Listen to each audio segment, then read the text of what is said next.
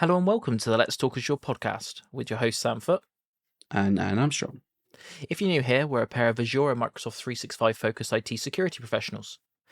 It's episode 28 of season 6. In this episode, we're going to dive into Microsoft's Zero Trust Assessment. It's an open source automated tool that can scan hundreds of Entra ID and Intune settings against NIST, CISA, CIS, and Microsoft's own internal baselines. Let's discover how it aligns with the Secure Future initiative from Microsoft and delivers actionable remediations and essentially turns zero trust from theory into actual measurable improvement. We've noticed that a large number of you aren't subscribed. If you do enjoy our podcast, please do consider subscribing. It would mean a lot to us for you to show your support to the show. It's a really great episode, so let's get started. Hey Alan, how are you this week? Hey Sam, not doing too bad. How are you? Yeah, I'm good, thank you. Have you got all your bags packed ready for Ignite? I wish. Yeah, a bit behind on the old packing, but I've just been in London once this week, and just been busy with work, so I need to get that done probably tonight or definitely tomorrow because I'm coaching on Saturday. So. Nice, still slumming it on the coach, are you, Alan? Not, Yeah, up to a hotel and then flight on the Sunday. Nice. So. That should be good. I see lots of people are going, so which is really interesting, and it doesn't seem to have sold out. Well, I keep getting emails from Microsoft saying I could still get a ticket, which is interesting. Yeah, I don't think it's sold out, but I think the capacity's increased quite a lot. It must be, yeah, because like last time it went like relatively 3 quick, weeks or didn't something like that, wasn't it? Yeah. Oh, that's good though, because I generally have seen. I do think it's that as well. I don't think that it's. I don't know. I don't have any stats, but I see so many people that are going in my like LinkedIn feed. So I do think a lot of people are traveling. Yeah, I think it's also that they've had more time because it opened up a lot earlier than it normally does. So they've had time to get the approvals, and things like that, or get, fund the flights and everything. So, yeah, it should be good. Yeah, definitely. I'm really looking forward to what will come out of it. Ignite's usually pretty good for our sort of focus area. Yeah, definitely. It'd be good to be on the stand as well and talk to attendees. I was going to say customers then, but they're not customers of mine. They'll be customers of Microsoft potentially, but attendees of the event. So yeah, it'd be good. Yeah, no, definitely. Cool. What's this episode then on Sam? What we covering? Yeah, so we're going to cover Microsoft's Zero Trust Assessment. I've seen a lot of buzz about it this week, and the output looks really good. It looks like it's been in stealth development for a while though. I can only see one latest version of it being cut on GitHub about 2 weeks ago, but it does look like it's been in. I don't know whether it was in stealth build or they built it in public, but it does look like it's been around for a fair few months on GitHub, at least. Some of the files go back 2 years on their commits as well. So it looks like they've been building it for a while. Oh yeah, cool. Okay, so tell us a bit more then about the Zero Trust Assessment. Yeah, so let's just start, I suppose, with security assessments in general, right? And I think what I've seen that Microsoft's trying to do here is they're trying to align. Okay, so let's step back actually a second, right? So let's say you created a brand new 365 tenant, okay. Some of the settings, I'm not going to say.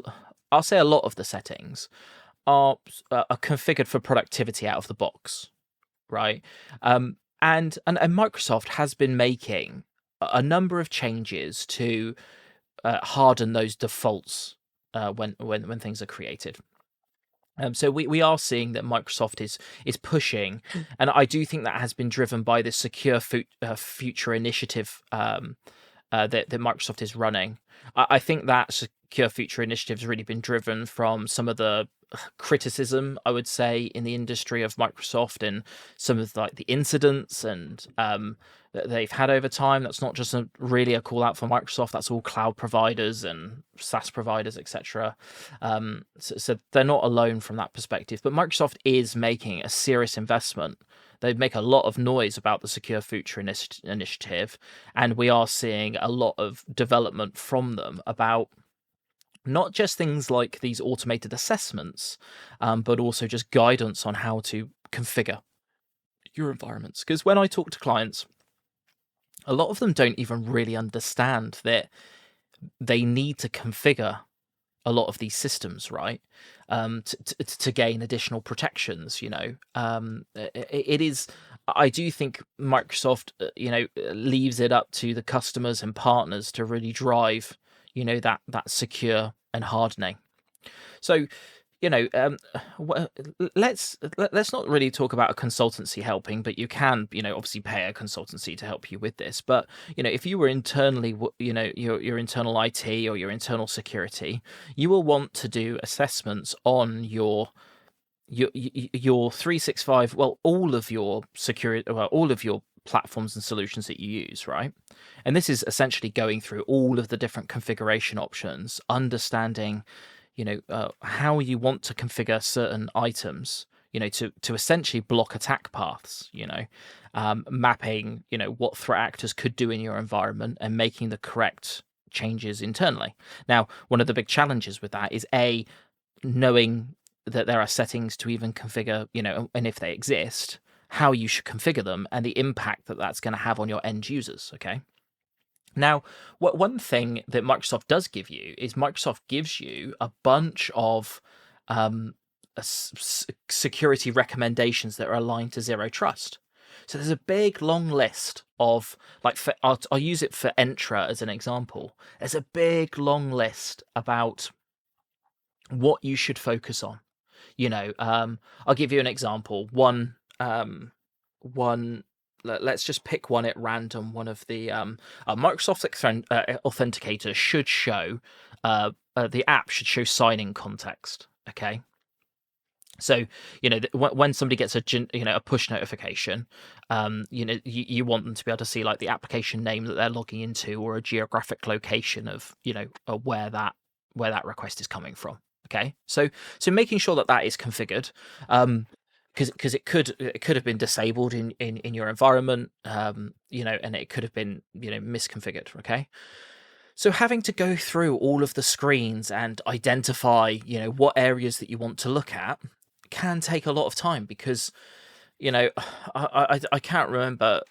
There's hundreds of potential checks that you could do, and that does take a long time. To go through, to understand the context, do the actual check itself, make the remediation, and so on and so forth. So, Microsoft and, many partners will will give you a big long list of all the things that you need to make changes on.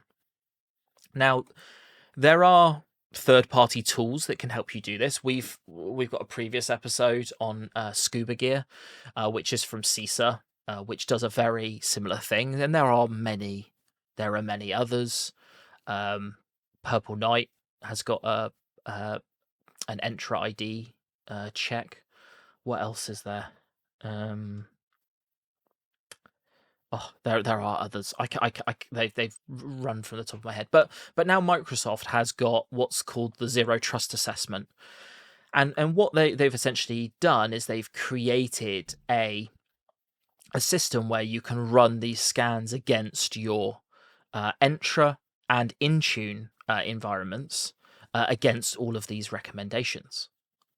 So what they're trying to do, they're trying to help you shortcut all of that checking that yourself. But I do think it goes a further than that, because I think this is what's cool about the Zero Trust Assessment. It doesn't just look at the security controls. It also looks at sort of metrics and data about what is happening in your environment as well.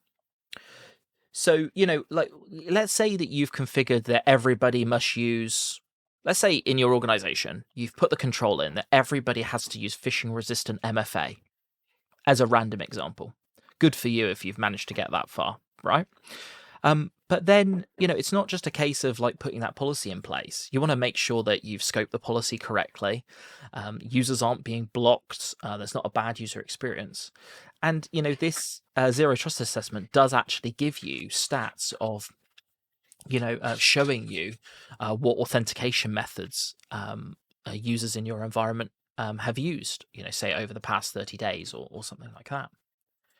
So really, it is a tool that they've created. It's got a bunch of checks, I believe, like 130 checks for you to start assessing Entra and Intune. And I really think that's really commendable that Microsoft have put that effort into actually build their own tool to do it. No, it's cool. It sounds really powerful, with all those checks and etc. And like you said, trying to navigate, even if you had it as a piece of paper, I guess, a baseline of things to check, that could take forever to do. There'd be some PowerShell, I suppose, to do that, but this does it. It's all been built for you. So I guess why do you think Microsoft have created this tool? I think you said it's might be part of that, the FSI, SFI, isn't it? Security. Yeah, Secure Future Initiative. Yeah. I think primarily it's been driven. I'm not going to say by a marketing angle, but to align with that. That initiative. Okay, because that is a strategic initiative, right? And they need to be showing that they're making good strides to that. The bit that I don't really get at the moment is why it's a completely separate tool to something like Scuba Gear, because you've got CISA, like essentially a government agency in America that has built a tool that doesn't have, I don't think it has as many checks because they are baselining against their own like internal standards. But it is interesting to see that Microsoft's added another tool to the pile, because there are quite a few, and I really apologize that I've forgotten the names of them, but there are other third-party open source tools. Steam Pipe is one of them. And then there's other independent security assessments that have been created as well. So it's interesting that Microsoft has built their own standalone tool, but I can also understand that they want to make sure that the recommendations align to this big long list of recommendations that they've got on Microsoft Learn. Right, they've now got a tool to they can say their internal security specialists, black belts, sellers can say, hey, you should run an assessment, and you've got a tool to be able to do that as well. So I don't think we should. I'm not thinking into it any more than it's just another tool to add to the pile, essentially. Cool. Yeah, it all makes sense, I guess, that it's coming from them as well. They can bring back to the community and stuff like that. Yeah, definitely. Okay, so how do you run it? Yeah, so it's a set of PowerShell, but it's a PowerShell module. You install the module, Zero Trust Assessment. It's called. Then you run a connect to authenticate into your tenant, and then you can just invoke the assessment at that point. And it looks like it spits out like an HTML file for you as a report. So yeah, it's super easy to get started and to run it. Yeah, it's literally as simple as that. Very similar to Scuba Gear from that perspective. Okay. As he was talking about it, my next question is, can you automate?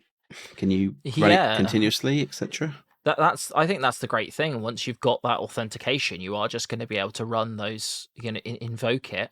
And because it does create a report, you've got a snapshot in time at that point. You can, I don't think it does it automatically, but you can.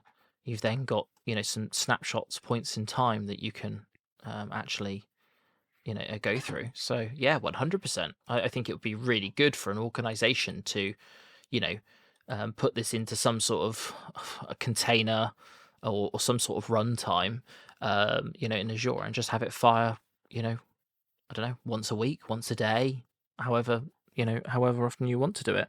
The output is pretty small. It's just this, static HTML file, so it's easy to store it. It's not going to take up much space. Nice.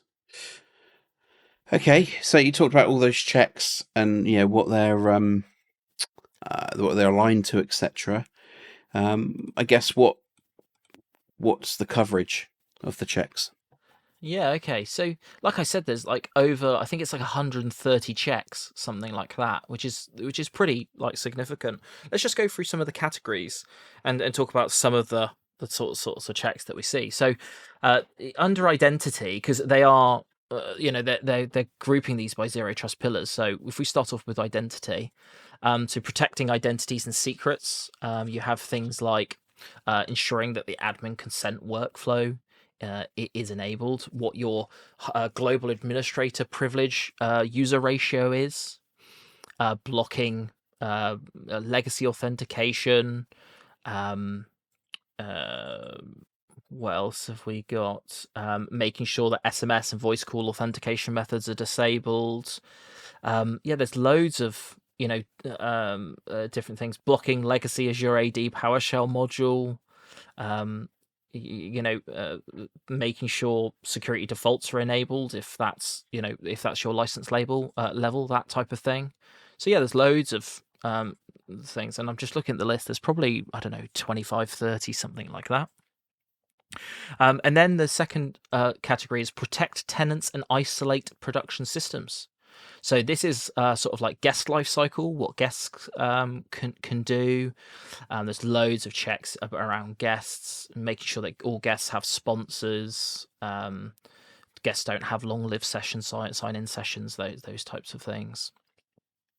And then there's a big focus on entitlement management as well. The other thing that I just want to raise as well is it is license aware. So each check, it does have a minimum license required next to it, and I believe it will filter based on that as well. And then it's even got checks for later things. So things like protecting networks and your network perimeter, so making sure name locations are configured, and it even looks at tenant restrictions, whether that policy is also configured. Protecting engineering systems, so this is around app registration, service principals, global administrator privileges, maximum numbers of devices per user in Entra, that type of thing. Next area is monitor and detect cyber threats. So this is making sure that you've got visibility, diagnostic settings, logging, high-risk user sign-ins, ID protection, notifications, that type of thing. And lastly, an identity is accelerating response and remediation. So restricting high-risk sign-ins, restrict access to high-risk users, workload identities based on risk policies are configured.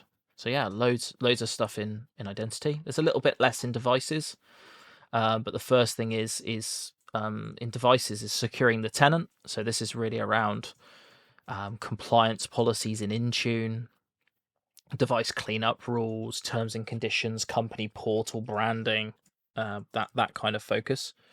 Securing devices, so this is enablement of lapse, Windows firewall policies, Defender antivirus policies, file vault encryption on Mac, BitLocker, etc., etc. Secure data, so that is really around app protection policies. Interesting that we were just talking about that, but app protection policies, and then conditional access policies to back those up as well. So so I would say there is a lot of like really good coverage there. There's quite a lot of what I would say. I wouldn't say they're advanced scenarios, but it does go further on than just like really basic checking, because not only are they saying, they're sort of saying, hey, we want to see data protection in an app protection policy, and then we want to see a conditional access policy that then blocks blocks that as well. So I think that's pretty cool to see that they've got that second level of checking in context and nuance. Yeah, sounds really comprehensive. Yeah, and it might be that's why they've created their own tool, because maybe to get their additional checks that they wanted into something like a scuba gear, maybe that's really just an automation of CISA's baseline more than anything, right? And maybe it didn't make sense to add it to that tool. Maybe that's why they've done it themselves. Yeah, potentially. Okay. What you said, I think briefly that that sort of the output that's HTML. What's in the actual the output, I guess. Yeah. So yeah, you get this HTML report that you can just open in a browser. There's 3 tabs. So the first one is overview, and that's really where you see your stats. So some of the stats that are included: your total user count, how many guests you have, the number of groups, the number of apps, the number of devices, and how many managed devices you have as well. It does give you an overview of your assessment, how many checks have been made against your system. So the example that I'm seeing now is there's 100 identity checks and 36 device checks. But again, dependent on your license level, you're not going to be able to do. It's not going to be appropriate to do all of those checks, right? So that's just telling you. It's a little bit of marketing, but it's also telling you, what is actually possible. And then on that overview screen, you see things such as your privileged user authentication methods, so your privileged roles, how are they authenticating, are they using phone authentication, or are they using phishing resistant passkey or Windows Hello for Business. Then you also see the same stats for just non-privileged users as well. You also see things around, device ownership, what your percentage, and ratios are between corporate and personal device ownership, the operating systems that are used on your devices, and also it pulls in device compliance as well from Intune. You also see, what mix of the desktop devices you have, Windows, whether they're Entra joined, Intune joined, or hybrid joined, and also their compliance statuses as well. And also you get the same, not just for desktop devices, but also mobile devices. So what's your split between Android and iOS, and whether it's company or personal devices as well. And then you have 2 other tabs. So that was the overview tab. You have the identity tab, which has each of the identity based checks in it. And what's cool is you get a so what you get off the back of it is you get a risk score, which is really just its security risk. But then they also give you a user impact score and an implementation effort score as well. So Microsoft is actually sort of, making a statement there about what they believe is your implementation effort to actually get things fixed, and if it's likely to impact your users. Because when we're working with clients, we want to sort of focus on the highest risk activities, which are going to have the lowest user impact and the lowest implementation effort first, right? Because that's what we call like our low hanging fruit. And then it also links you off to, what was checked, and why it was checked, and also it links you in to learn about how you actually remediate as well. So you get a huge amount of information. Because when I work with clients, and if we do assessments with them, a lot of the time it's more upskilling them into getting them to understand what the risk is and how to actually implement it, because they're not likely to know about it today. But if they did, they would have already fixed it, right? So there is an element of education and upskilling there that needs to happen. I do think they give you quite rich information, I would say. Wow, cool. Yeah, that sounds really interesting. I'm gonna have to take a look at it when I get a chance. Yeah, exactly. Okay, so looking at the types of information, identity and device being the ones that the assessment currently does, what do you think they will add in next?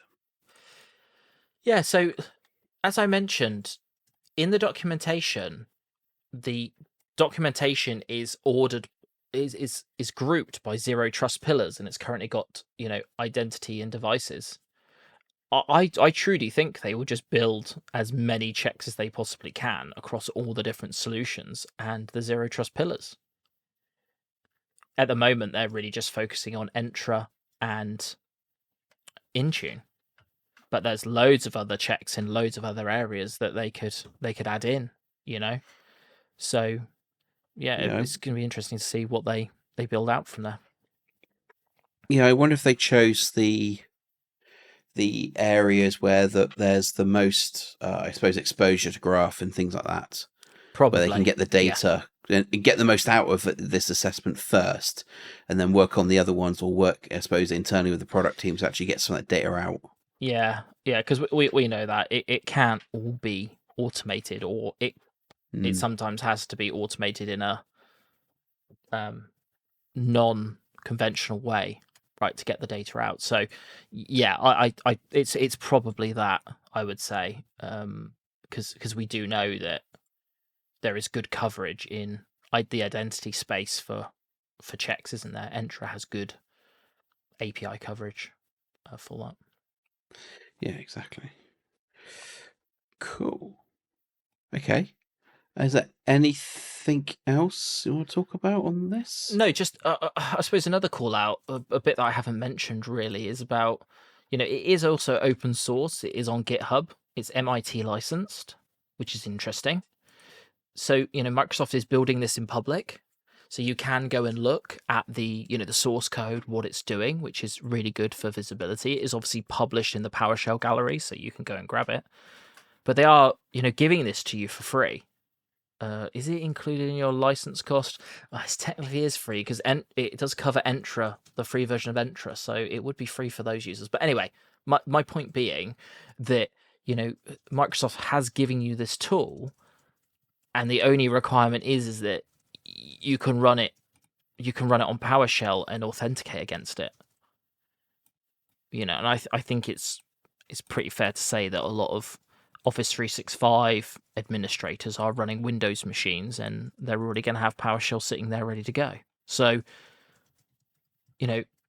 I would just advocate that everybody gives this a try and starts to work through and to start planning out, their remediations, because I work with a lot of clients that haven't made any changes from the defaults.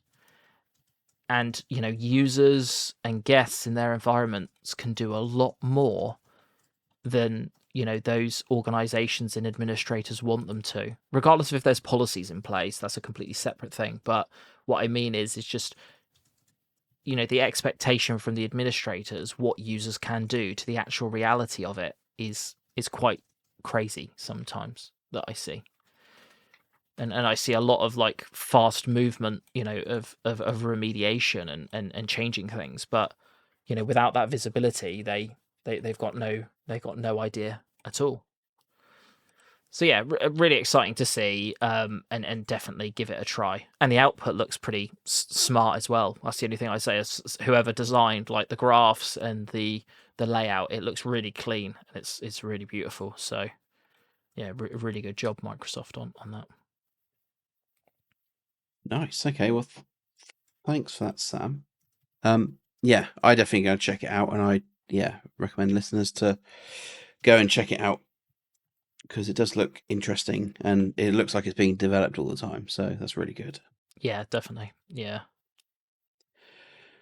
Cool. Okay, and you said a previous episode, scuba gear, which is it's similar in doing assessments. I think that was episode 14 of this season, actually. So yeah, and that is really that is a automated assessment of the CISA baseline. So if you are US based and you want to align with that your baseline, there is a lot of good checks in scuba gear as well, and it's very similar to execute it. So you could also run both, because scuba gear does go further than Entra and Intune. It does look at SharePoint, Power Platform, OneDrive, kind of all the same thing, Teams, So it does look in more areas. Oh, and the Defender XDR portal, Exchange Online, Defender for Office. Like it goes further than this does at the moment. So yeah, if you do get the bug for actually doing checks, look at Scuba Gear as well. Cool. Okay, we'll do.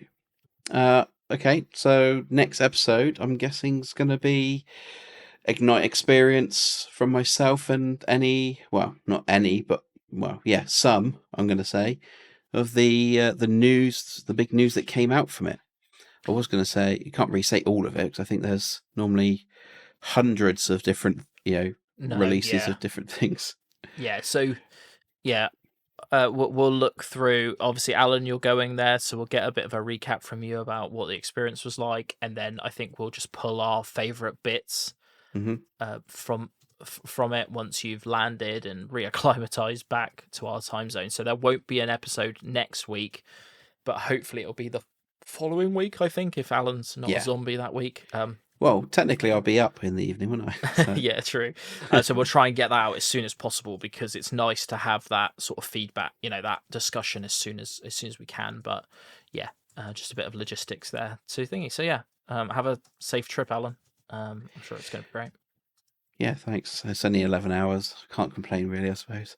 But especially when you're in first class, I suppose. So I'm not in first class. Jeez. He's getting the coach to the airport. He's definitely not in first slum class. it on the coach so I can then go first class on the plane. Yeah, exactly. No. I think I got my priorities wrong there on cost. Love it. Okay, did you enjoy this episode? If so, please do consider leaving us a review on Apple, Spotify or YouTube. This really helps us reach out to more people like yourselves. If you have any specific feedback or suggestions to our episodes, we have a link in our show notes to get in contact with us. Yeah, if you've made it this far, thanks ever so much for listening. We'll catch you on the next one. Yep, thanks all.